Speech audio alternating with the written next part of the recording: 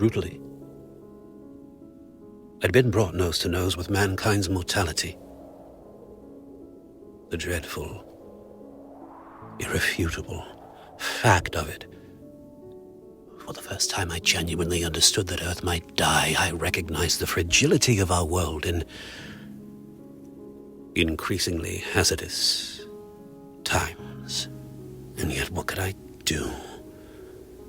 My first step was to stand back, as far as I could, to view the problem from a fresh perspective, my vista widening with my comprehension. I saw East and West locked into an escalating arms spiral, their mutual terror and suspicion mounting with the missiles, making the possibility of disarmament progressively more remote. Gradually, I closed upon the heart of the dilemma. He was not to try even Alexander's ingenuity. Both sides realized the suicidal implications of a nuclear conflict, yet couldn't stop racing towards it, lest their opponents should overtake them. Afraid of their weapons, afraid of losing them, afraid to blink or turn their backs. Meanwhile, expensive arsenals meant less cash to spend upon their old, their sick and homeless, on their children's educations, as stockpiles grew, as computers reduced human involvement. The specter of accidental apocalypse stalked ever closer.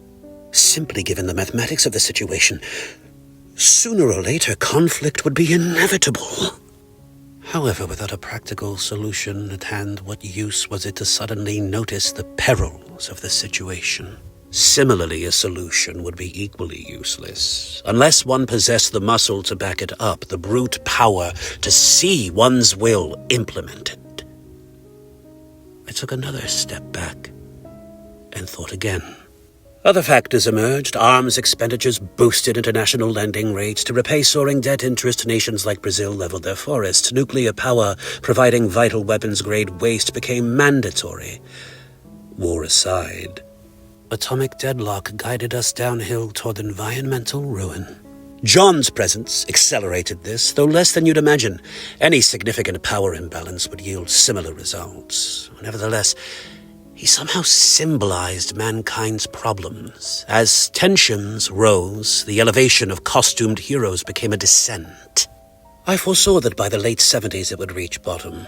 This left 10 years to build a fortune and reputation to sustain me beyond that point, allowing me the power and leverage I'd surely need.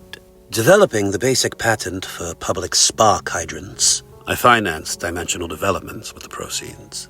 My plan required preparation for the day when I'd assume the aspect of kingly Ramses, leaving Alexander the Adventurer and his trappings to gather dust. Each step had to be taken carefully, constantly striving to keep in mind the enormous scale of what was at stake. The Earth, humanity, all we've ever known. End of the world does the concept no justice. The world's present would end. Its future, immeasurably vaster, would also vanish. Even our past would be cancelled. Our struggle from the primal ooze, every childbirth, every personal sacrifice rendered meaningless, leading only to dust tossed on the void winds. Save for Richard Nixon, whose name adorns a plaque upon the moon, no human vestige would remain. Ruins become sand. Sand blows away. All our richness and color and beauty would be lost, as if it had never been.